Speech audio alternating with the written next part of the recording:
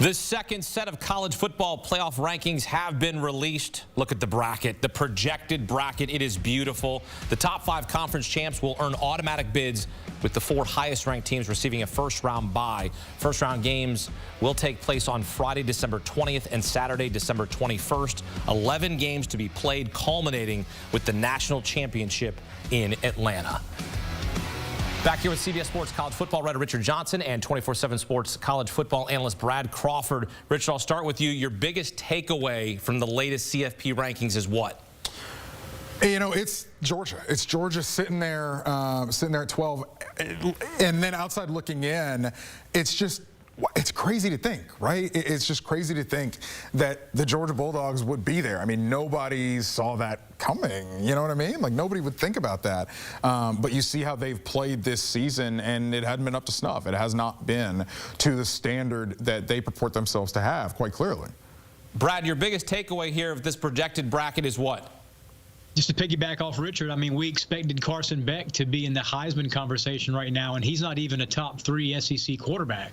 Too many turnovers. My big takeaway from tonight, though, is Miami dropping as many spots as they did after losing to Georgia Tech. That shows me, with SMU out of the top 12 as well, the committee knows the ACC is a one-bid league.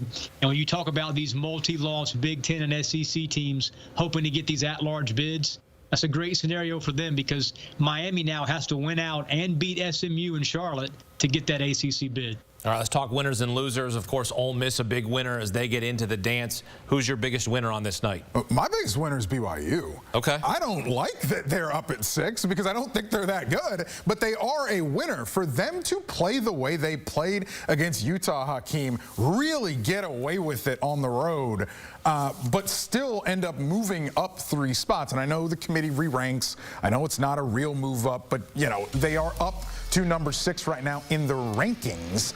To me, I expected them to stay pat around where they were last week, but for them to move up 3 spots, I think it tells me how the committee views BYU.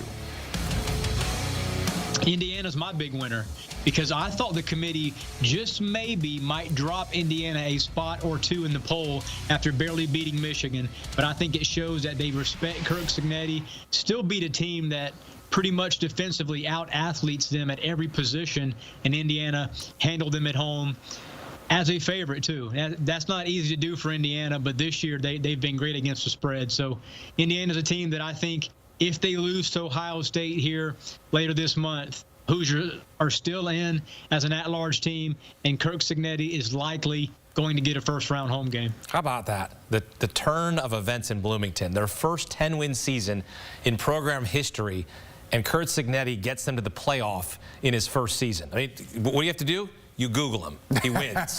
He gets into the college football playoff, because you are right, Brad, they are sitting pretty.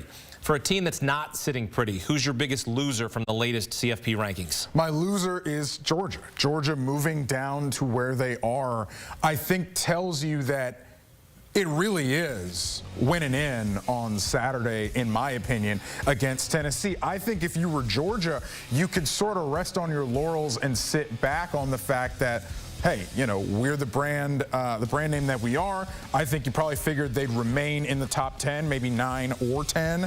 But the fact that they're on the outside looking in, I mean, that's an alarm bell situation to where, let's say they lose by the razor's edge, I don't think it's going to matter. I do not see a 3-loss team getting in with the current kind of constellation of what's in the bracket and in the seeds from, you know, call it 8 to about 14. Brad, who's your biggest loser here? It's definitely Kirby Smart's Bulldogs. I mean, and how they lost in Oxford was telling as well. 28-10 in a game where they led, you know, early in that game, and this Ole Miss just dominated for 3.5 quarters. The Ole Miss backup quarterback, Jackson Dart, missed 2 series. He immediately went down the field and scored against Georgia's ones. That showed me that Georgia might not be that elite team that we assumed the Bulldogs would have this season. Carson Beck is struggling right now.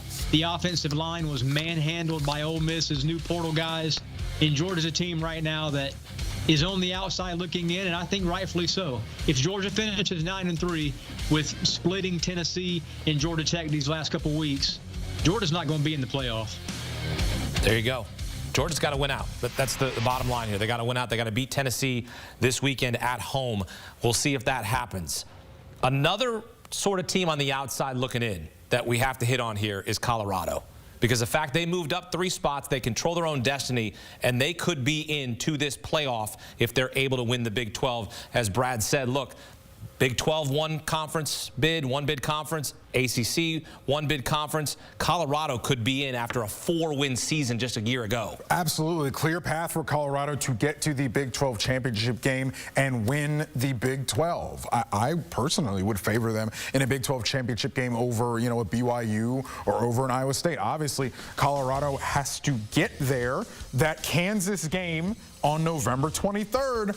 Brad just told you about it a few minutes ago. Jalen Daniels and the Kansas Jayhawks have stopped shooting themselves in the foot as they were in the beginning of the season. Kansas, now obviously they're not going to be in a playoff conversation, but I think Kansas is playing their best football right now. So it's not a good time to get Kansas if you're BYU, who gets them on Saturday, or if you're Colorado, who gets them on November 23rd. How about the college football playoff race hinging on the Kansas Jayhawks?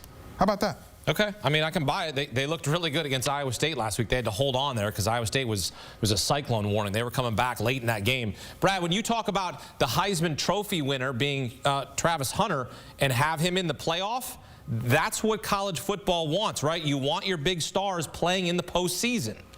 I was going to say must-see TV, and as Richard pointed out, I mean, Kansas has not played the athletes and the playmakers that Colorado has, Shedeur and Travis on the outside. I mean, the Jayhawks have not seen that this season, and Travis right now Travis Hunter is the overwhelming front-runner to win the Heisman, in my opinion, because the total snaps he plays, the impact he's having, and most importantly, he is the star of a playoff contender. That's the biggest key every year. You have to be one of those top 12 to 15 teams to be in this Heisman mix, and Travis Hunter's a star, man. Indeed, he is the favorite to win the Heisman. Would be the second in program history, joining the late great Rashaan Salam. If he's able to win this year, he is the favorite to win college football's most prestigious individual award. Let's take a look at the bracket one more time here because, well, it's pretty awesome. The rankings are in. Georgia is out. Again, Boise State, the highest-ranked group of 5 champion. These are all projections, would be the 12 seed in the bracket, so Georgia would be out, but there still is a path for the Dogs to get back into the playoff. They win out, take care of business this week against Tennessee, but we'll wait to see here in Week 12.